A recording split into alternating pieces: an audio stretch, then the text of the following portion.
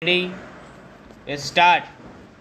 I would like to know from the Honorable Minister why in the matter of the Constitution of Electricity Boards many of the states have not implemented the provisions of the bill and what the central government have done to ensure that these electricity boards are constituted in all the states as desired in the provisions of the original act. Perhaps it may have been the problem of taxation which some of the states may have in view while not proceeding with the constitution of the electricity boards.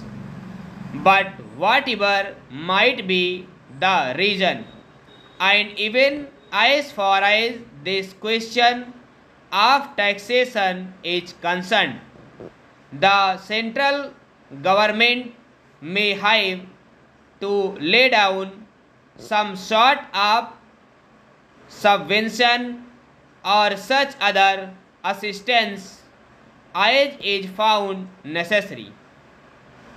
I think that this matter of the constitution of the electricity boards throughout all the states is of vital importance and should be looked into by the central government to ensure that necessary steps are taken in the remaining states for the constitution of these boards. I would now like to say something about the deferred taxation reserve about which the Honorable Minister yesterday said that the amendment regarding this has been brought forward at the stance of the Federation of Electricity Undertakings. The whole complication arises due to the fact that the provisions of the Income Tax Act and the provisions of the Electricity Supply Act are contradictory to each other. While the Income Tax Act with an accelerated depreciation in earlier years results in larger tax relief in the earlier period and thereby the tax liability of the undertakings is deferred for a future period.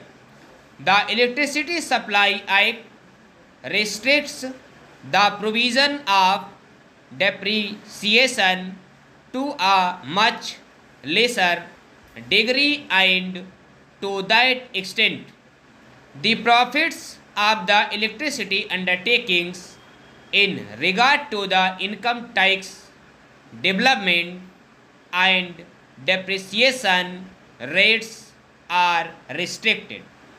That act lays down a smaller depreciation as compared to what is allowed under the Indian Income Tax Act.